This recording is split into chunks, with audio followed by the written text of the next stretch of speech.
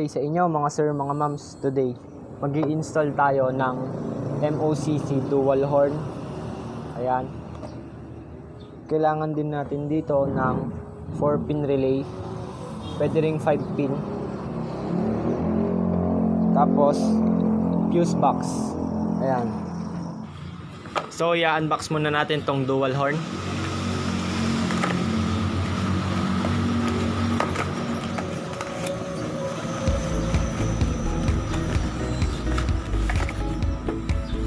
So, meron siyang dalawang horn, high at low. Tapos, meron din siyang kasamang mga bracket. Install na natin. Bago natin i-install, kailangan muna natin tanggal itong front fairings. Tanggalin ko muna.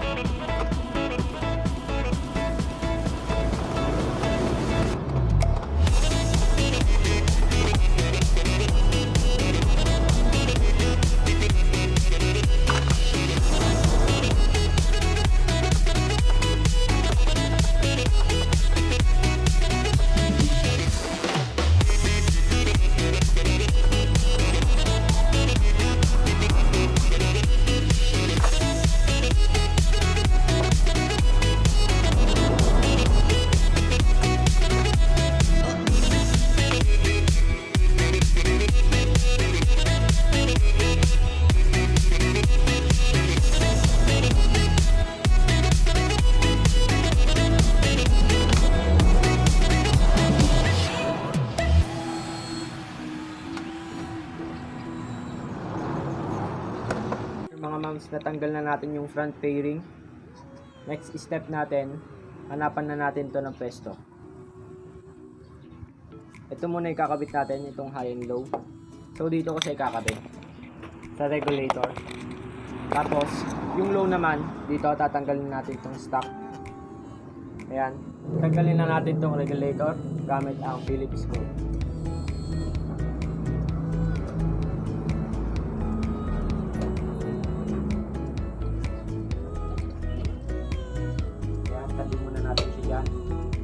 Tapos, ito. Nailagay ko na yung bracket. Ayan.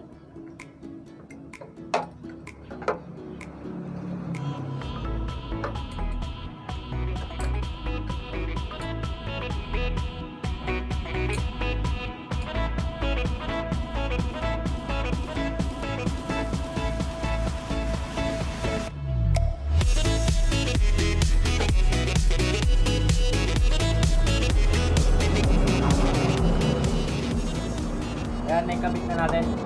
Ayusin ko pa ito mamaya. So, kabit naman na natin itong isa, itong low. So, ayan, dito ko ilalagay yung low. So, tanggalin ko muna to.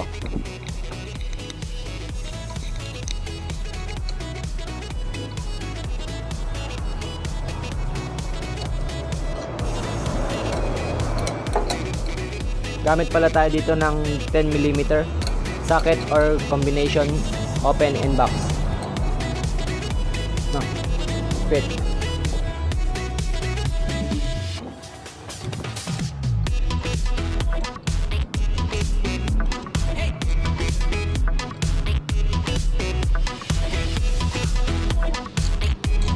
So ayan. Ayan mga sir, mga moms, natanggal na natin yung stock horn. So ikakabit na natin itong low na horn. Naikabit ko na rin yung bracket nya, na-i-bend ko na rin. Ayan. So, install na natin.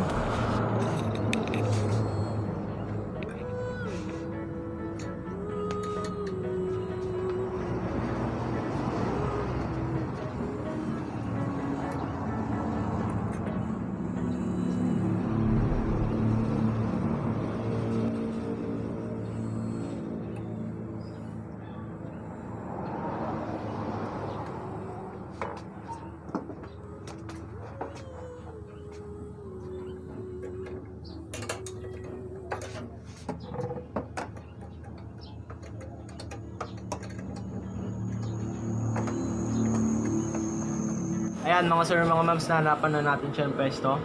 Dapat wala siyang sasagabal sa pagligo nyo ng manobela. Dapat walang tatama dito.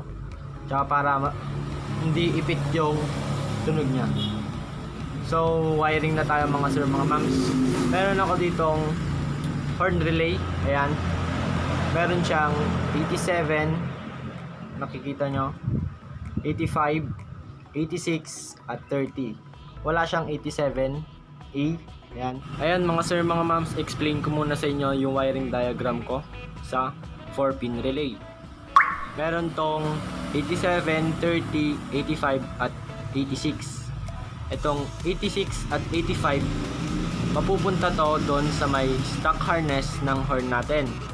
Tapos itong 30, mapupunta to sa positive ng ating battery.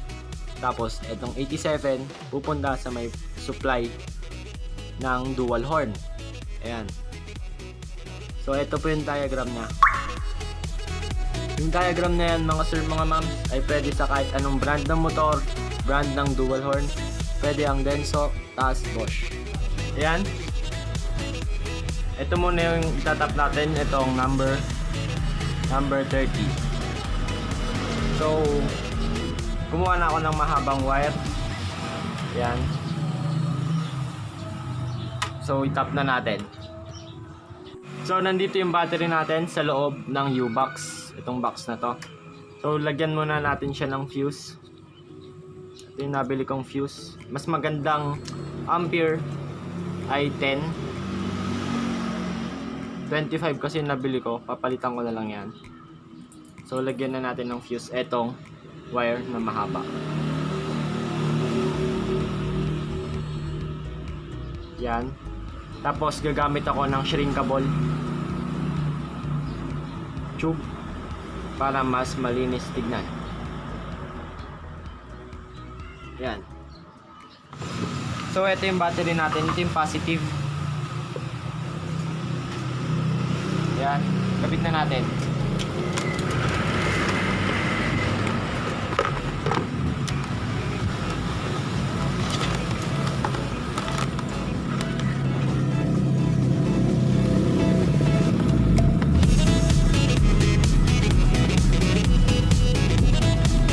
Iipit na lang natin to dito sa may battery kasi wala akong nakitang terminal. Wala akong nabiling terminal kaya improvise na lang.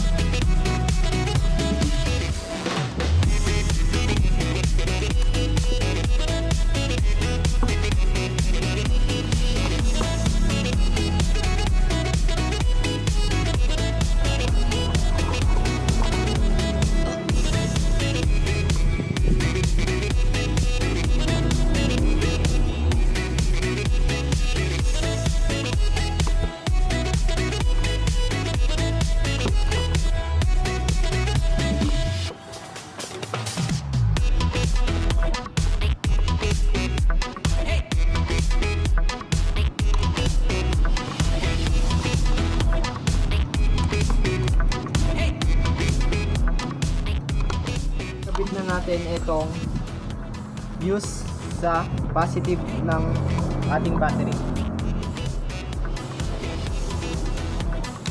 Lalagay ko na rin pala tong negative dito din sa negative ng ating battery para mas buo yung tunog niya. Bakit? Kasi pag sa body ground nyo pitinap, mas buo ang tunog niya pag sa mismong negative ng battery kinabit. Etong negative.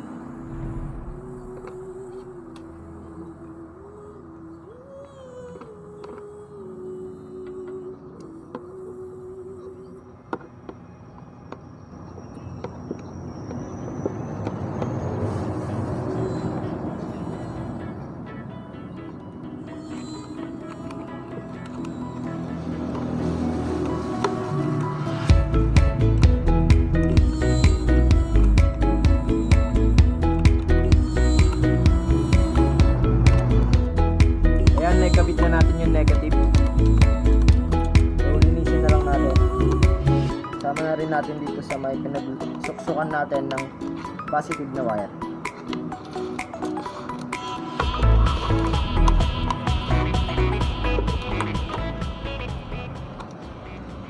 So ayan na siya. Hindi ko muna ilalagay yung fuse. Mamaya na lang. Yan na yung wire na galing sa battery. Naayos ko na. Ito na siya. Tap na natin sa number 13 ng relay. So ito na yung relay ko. Tatap na natin siya sa number 30. Gagamit tayo ng shrinkable para mas malinis tignan.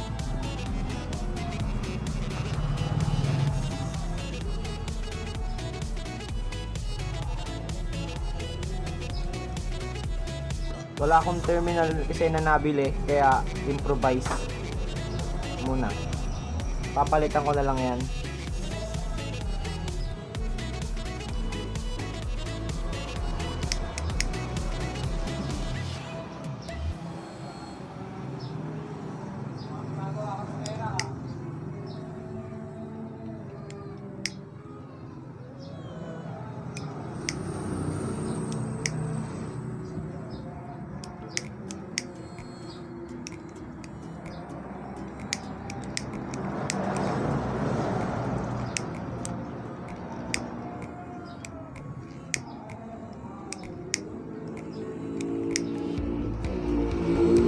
Yan, naikabit na natin yung 30. Ito namang 87. So ito na may tatap natin itong 87. Gagawan ko muna ng mga wire to para itap natin sa 87. So gagawa muna ako ng wire nila, dalawa. So nakagawa na ako ng wire. Ayan. So tatap na natin siya dito sa isang horn, dito or dito. Kahit magkabaliktad yan, okay lang. Tapos gagamit pa rin tayo ng shrinkable para mas maayos tignan.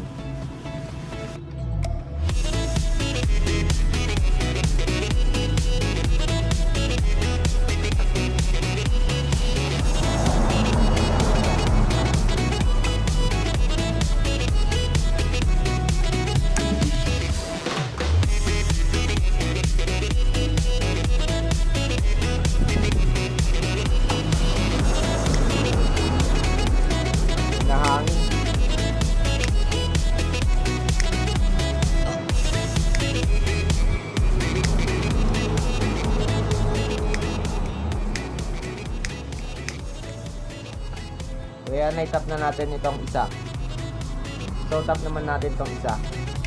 Dito naman sa kabila. Ito. So tatanggalin ko muna yung horn dyan. Tanggalin ko muna.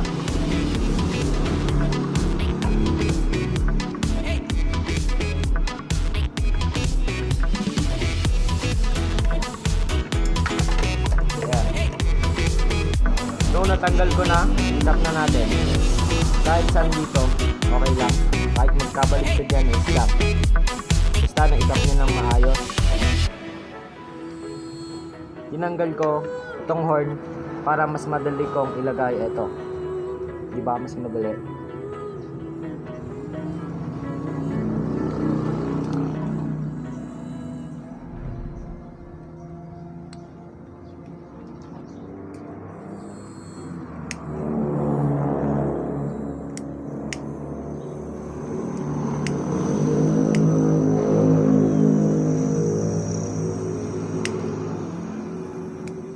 Yan, naikabit na natin. Balik na ulit natin to dito. Install na natin yung dalawa sa horn. So tap na natin tong isa dito sa may 87.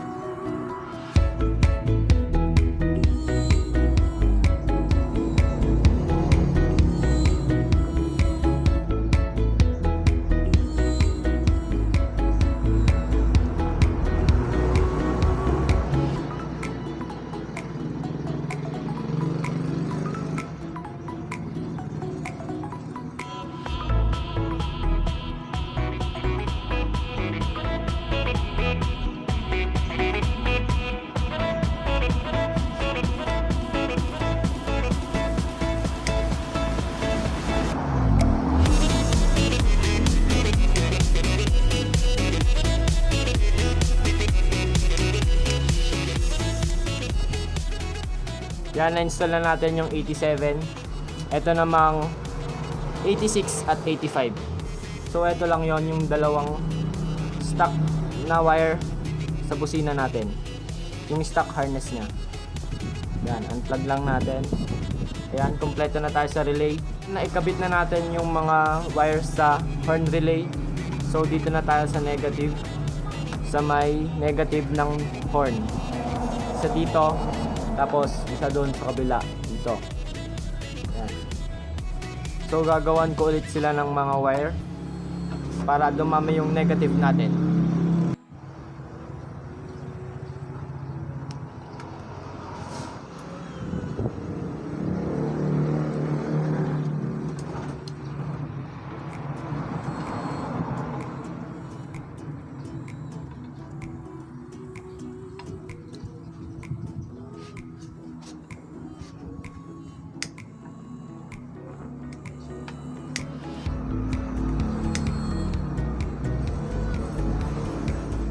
Kaya nalagyan na natin ng dalawang wire.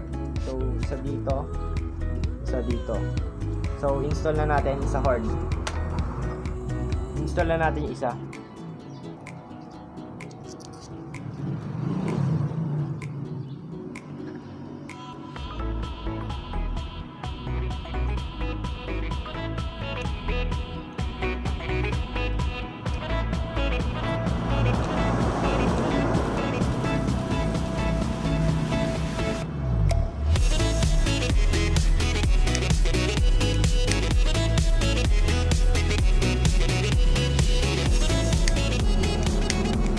Na-install na natin isa.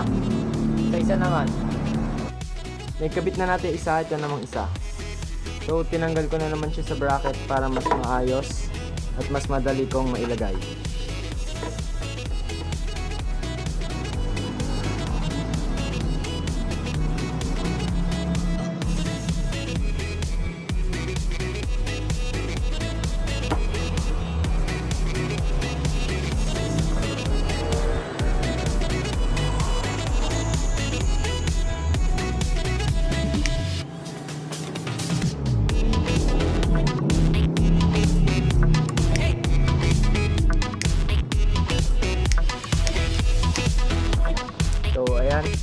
Nilagay na natin lahat ng wirings.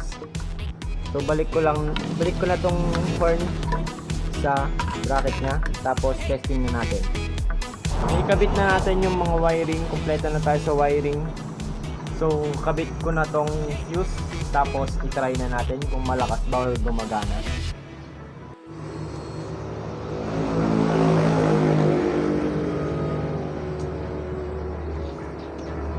Nakabit ko na yung fuse, testing na natin.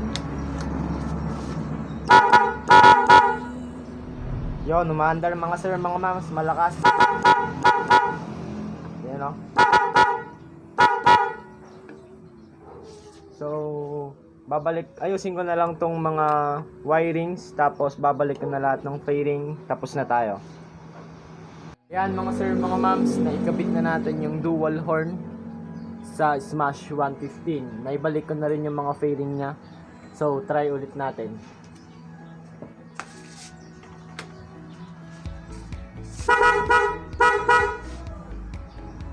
So, okay mga sir, mga mams, malakas. Don't forget to like, comment, share, and subscribe on the bell para updated kayo sa mga latest video ko. Salamat. Ride safe. Peace out.